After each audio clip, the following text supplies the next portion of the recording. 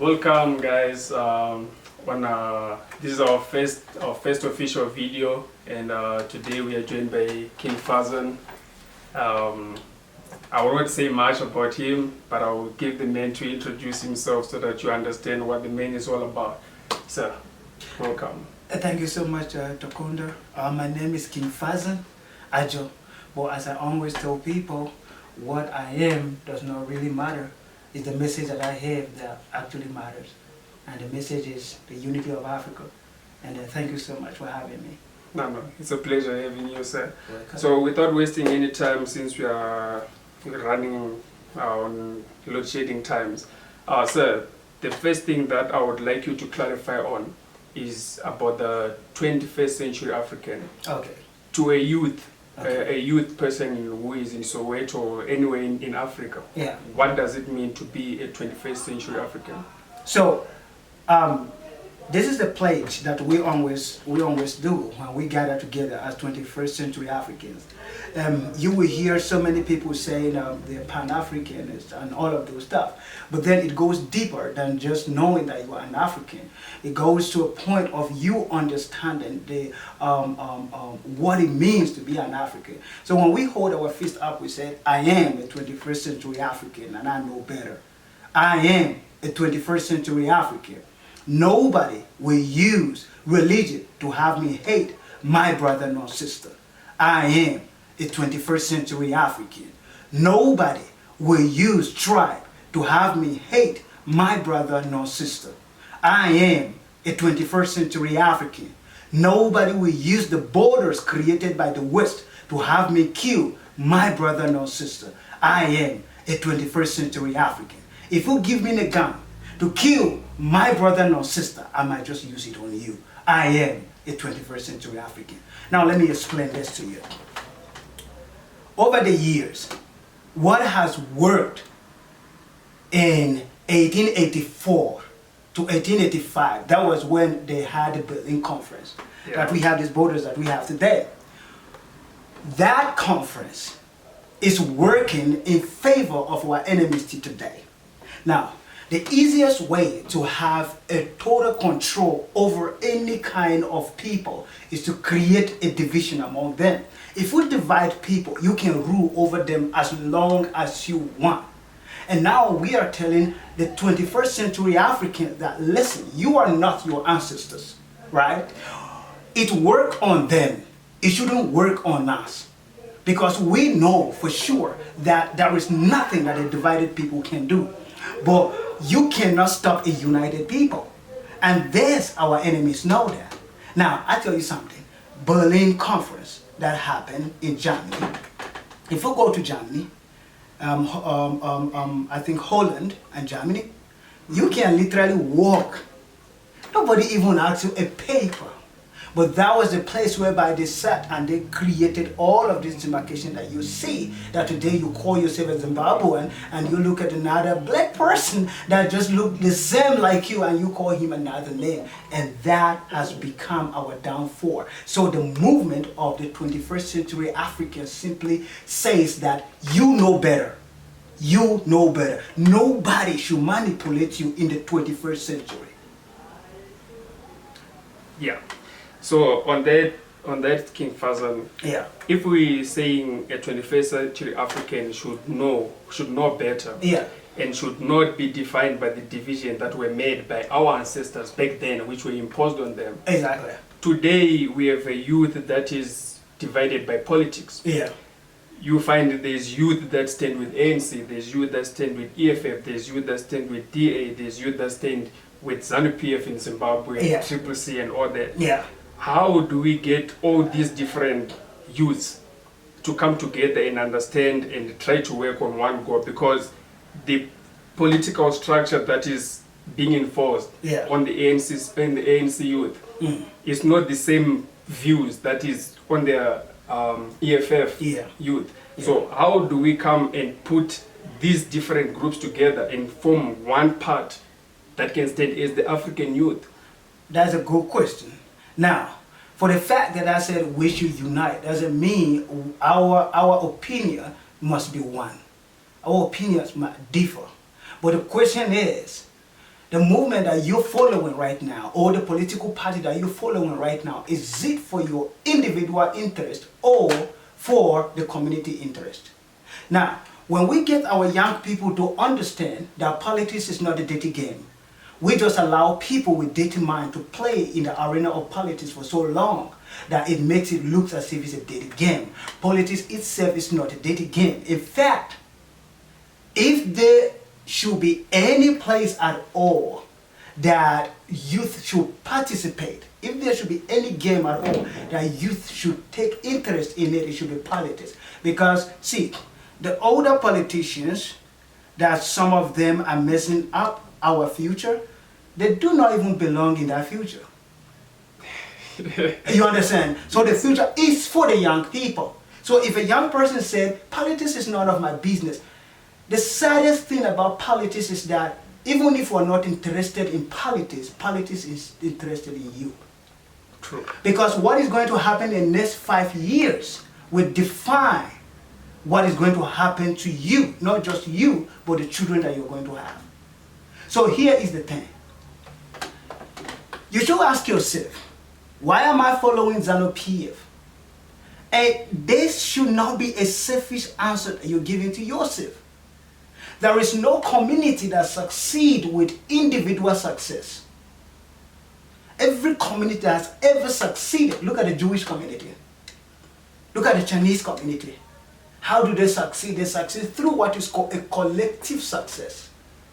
So wherever young people are being brainwashed that we're going to give you this much, it shouldn't be about what you are going to give me when you get into the office. It should be about what are you going to do for my community when you get into the office. When young people across the continent understand that it is not about individual but about a community, then they will begin to follow the right ideologies. You understand what I mean? So it is not about me telling somebody that I feel like ANC is the best political party you should join. No, it's about what are the policies of ANC and have they been able to implement it? And is it cool for me to play with my future over and over again as a young person? So it shouldn't be about this is the political party that my ancestors or my forefathers or my parents are participating in. What is it doing for my future? On that point, King Fazan, yeah. You spoke about the 5 years. Yeah. I just made a video recently when I was commenting on the situation in Zimbabwe, Yeah. whereby certain politicians, they're using their monies, Yeah. right? So that there's a first part that worries me on that, Yeah. right? Yeah. These people, they've managed to accumulate so much money, Yeah. so much wealth, to Yeah. a point where they can literally move whatever piece they need to move. That's the first thing. These people, they are contesting with people who are at a lower ground compared to them, Yeah. right? So the influence of money already plays a big role Yeah. on a normal civilian who's trying to make $2 for bread every day. You understand? Just to put some context, there was a recent visit of Mayweather in Zimbabwe, whereby a politician spent $1 million. That is on record. Yeah. Right? We don't know exactly how much is it. Yeah. this money to bring Mayweather to a community whereby people are starving. People, day in, day out, they are trying to hustle just to be able to have something to eat at night.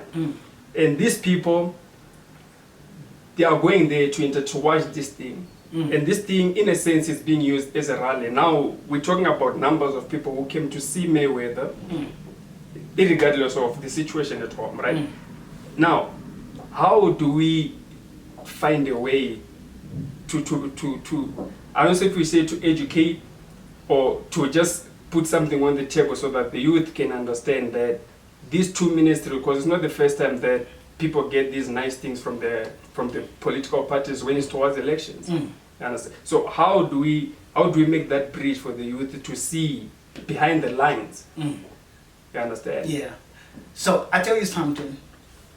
Anytime a human being suffering has gone to a point whereby he can now be prized, then that suffering is intense. They've got to do something about it. Listen, any situation that has never gotten you mad or angry, that situation will forever continue with you. You talk about individuals having a lot of money. Where did they get that money from?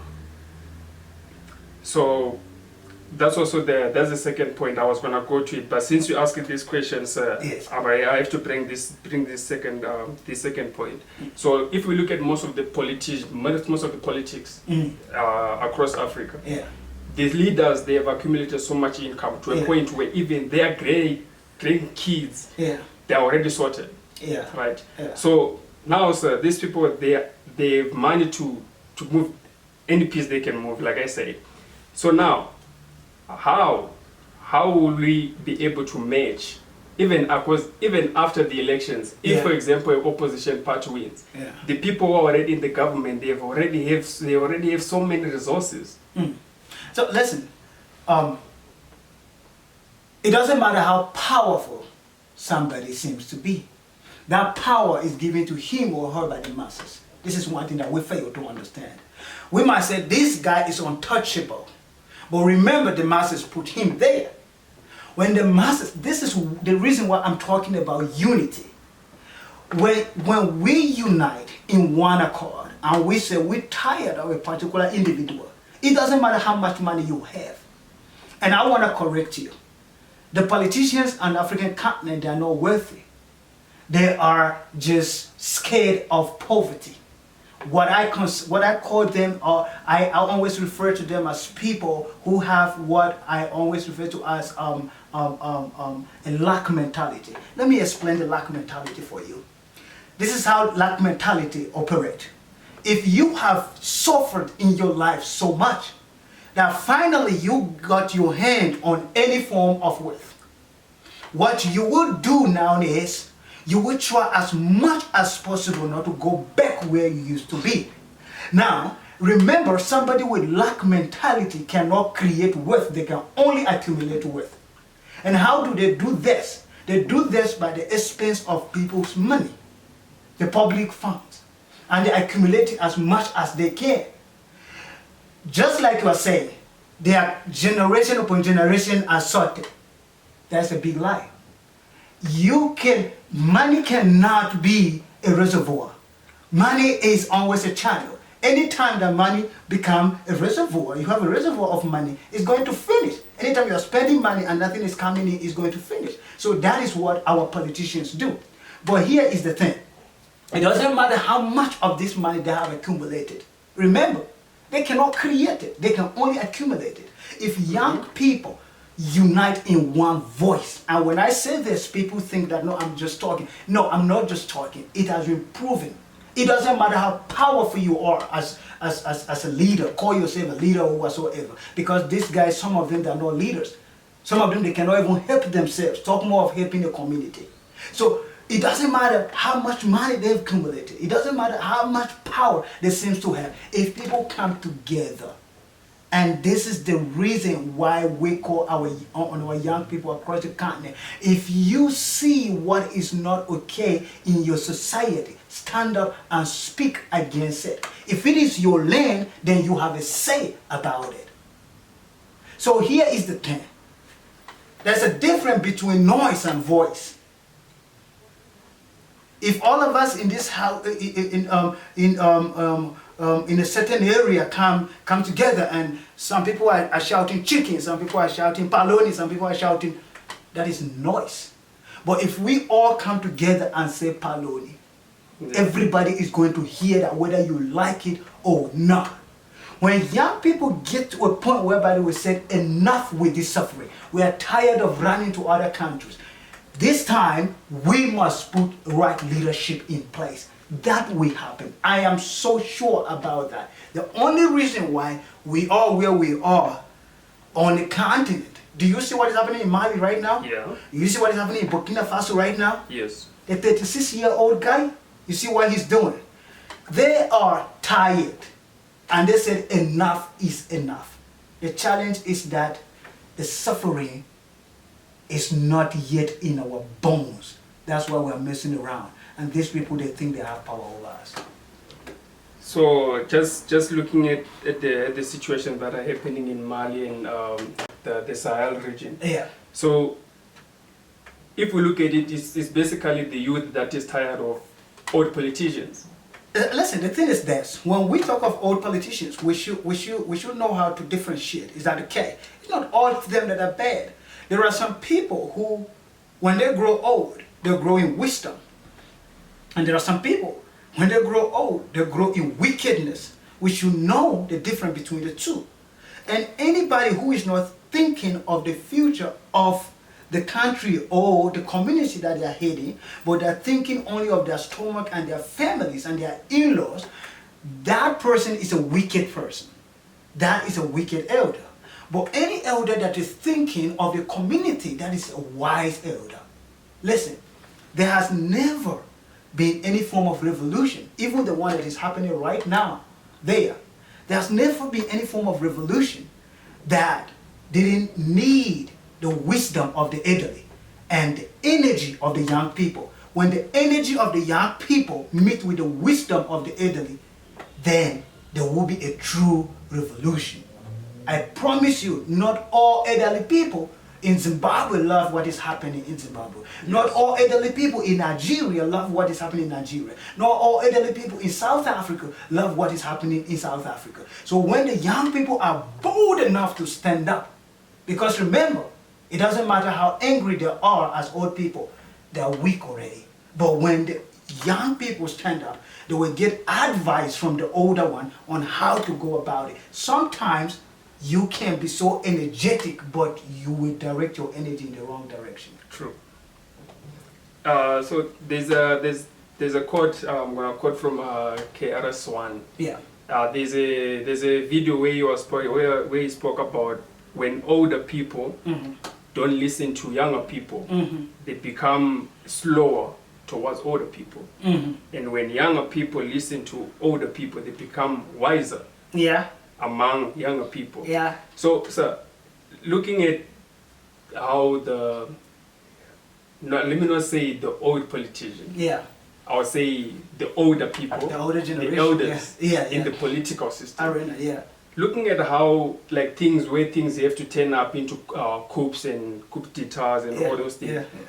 It's because that they don't want to move from the president. They don't want to allow new blood to get in. Yeah. Don't you think, sir? What would you say is the reason for that? I, for one, I would say maybe is the traumas and the things they had to go through. I'll give you an example of Mugabe, the ZANU-PF. Yeah. The ZANU-PF government has said it multiple times that for them to let go of power, it will not go via a pen. Yeah. They have to go back in the struggle, meaning that they are willing to fight. Right? There's a quote that was said long time ago during the war struggles and stuff by a woman called Mbuya Nyahanda. She's like the elder person in the country, right? So she said in Shona, she said, let me just say it in English. So she said, for you to be able to rule yourself, you have to be willing to take a gun and defend yourself. Okay. And these words, they are being said, they are being now, recently, they've been coming out. Yeah. Right. So in that sense, the opposition party in Zimbabwe is young people. If we are looking at another coup in Zimbabwe,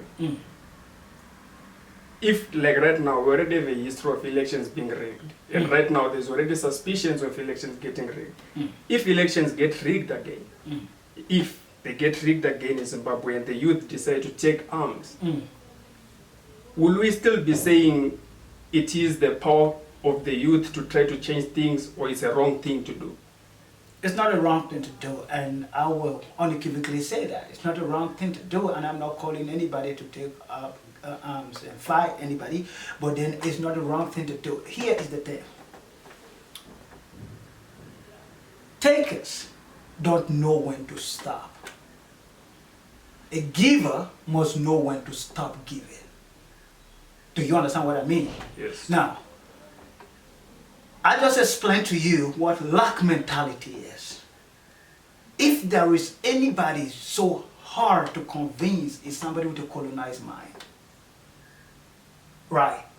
I explained to you that lack mentality, these people, according to them, this power is all that they have. They are not trying to rule over anybody. They are just trying to maintain what they always have. And the reason for that is because of the struggles they went through. Now, consider the struggle that they were struggling. Who were they struggling for? Was it for their stomach or for the community? True. So now, if you look at it, watch people who shout revolution, revolution. But immediately, when that revolution is given to them, they tend to oppress other people. All of this, these struggle heroes across the continent, and when I sing the praises of Nelson Mandela, I hear people telling me that no, you don't know what he did. No, I will always sing the praises of Nelson Mandela, because unlike other leaders, he served 4 terms and he left. But other people, they prefer to die there. What is happening in Uganda? Museveni. He want to die in there. And Paul Biya, he want to die in there. So the thing is this. The question that we, the young people, should ask them is this.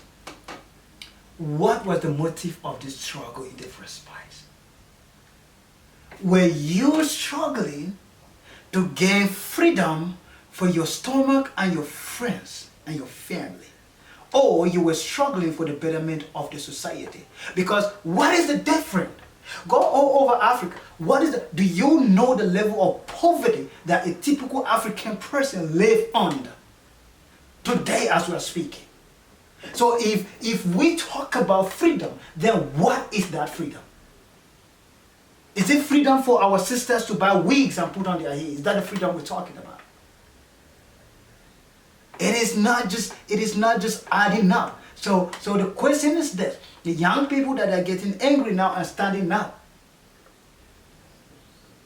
if power is given to them, are they also going to repeat the same mistake? The person who is shouting, we want freedom, we want freedom.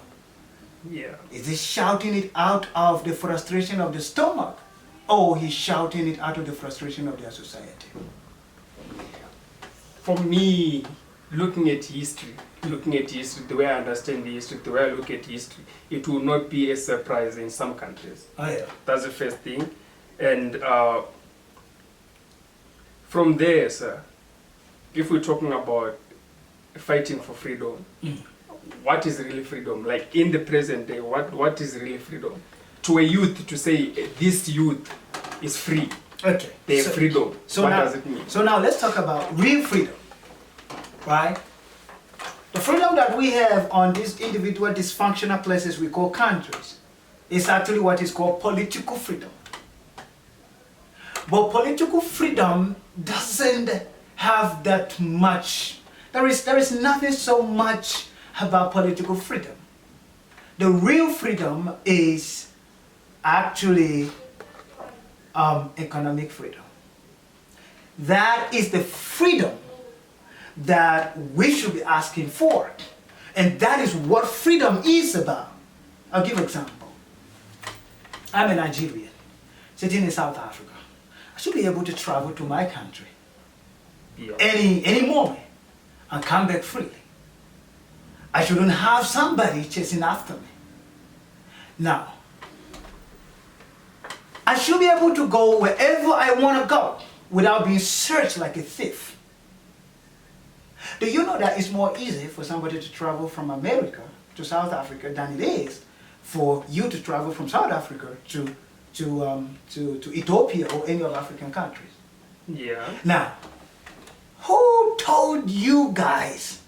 Because I was having this debate with people and they were like, no, we're free. I said, you must be crazy in your head like nobody's business for you to sit down here in the 21st century and tell me that you think you are free as a black person. You are not. Even in your continent, you are not. There are places in your continent that you cannot go. The other people can go. You understand? So now, what constitutes that? As a black person, wherever you are as a black person, no matter how rich you are, there's a ceiling to your success. You understand what I'm trying to say? Yes. So now, freedom is all about like me being able to do what I want to do, when I want to do. I shouldn't be restricted by the color of my skin. I shouldn't be restricted by the amount of money that I've got. And all of those stuff. That is freedom. But how many people in our continent that can unequivocally boast that they can actually, give an example of traveling, they can actually travel the continent? Not many, just few. Every country you go, we call them countries, isn't it? They're divided and they give names and we pride ourselves in those names. And these guys call themselves leaders. They have the power to take everything there and share with all of these guys that gave them those names and all of those things. Every of those states that you go to, people are suffering. You understand? So Yes, sir. we do not have a freedom. We do not have economic freedom because economic freedom that is the only freedom that a human being deserves. Man, if I gives you money and he said to Kondo, you are 18 years old now, go out there, explore. Man, when you come, you're just coming for visit. Sure. But they give you nothing. They give you nothing and they say you got freedom. What freedom are they talking about? Yeah. So coming to the United Africa. Yeah. Right.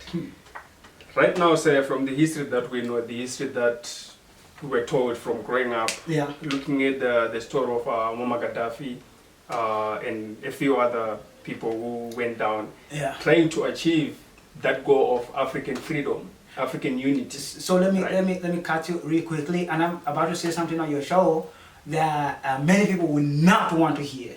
And in fact, when this thing goes out there, many people will call me names and talk a lot of stuff. Muammar Gaddafi wasn't trying to unite any Africa. Muammar Gaddafi was a power monger who all that he wanted was to be the king of Africa. We don't want people like that. We don't want people who want to show power and show whatsoever. That is not what we are as African people. Our unity shouldn't be about somebody showing how powerful they are. It should be we showing how powerful we are as a people. Individualism has never helped any of us. So we're fighting collectively. So Muammar Gaddafi, people say that yeah he wanted to unite Africa. He wanted to unite Africa. Man, that was just a lie. And what is the motive? Just like we are talking here before, that some of these leaders that continually, the revolutionaries that have shout, we want freedom, we want freedom, we want freedom. What freedom? They gave them, then what happened? They gave independence to Uganda. What is happening? One person has become a god. They gave power to Rhodesia, which is Zimbabwe now. What happened? One person became a god. They gave power to Cameroon. One person became a god. And when see, our young people must get it straight. We are not going to be involved in the individual glory. So Muammar Gaddafi wasn't fighting for Africa. Muammar Gaddafi was a man who wanted power upon power upon power upon power. And that was what he was looking for. Yeah, no, I hear you, sir. I hear you, sir. You see, that is one of the reasons why we are trying to work on this type of project. Because, like right now, what you are telling me now is different from what I was taught from back then. All this time of my life, I was thinking that where Africa is heading now is where Muammar Gaddafi had visioned. You understand? So, right now, it gives me a different perspective on this whole thing of Muammar Gaddafi and the unity of Africa. But now, since we already have coups where younger people are trying to take over, trying to aim for that African, Pan-African approach, where do you see Africa in the next 10 years? Whether the West want it or not, Africa is going to take its place, becoming the most powerful people on planet Earth in the next 10 years. Because we have fearless youth who are not scared to say the truth. It doesn't matter what they feel about it. They're not just talking, they're doing something about it.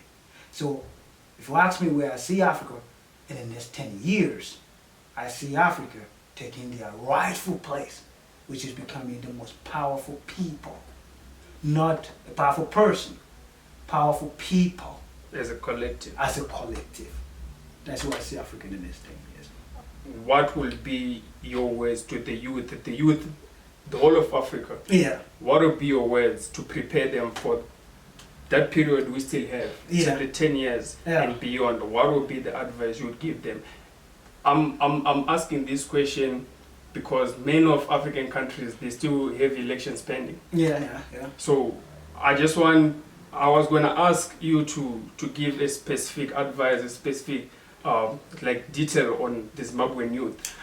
But I believe that is the same thing that we need. Yeah, no, I had an interview last week with Zimbabwean media, and I was advising the young people in Zimbabwe.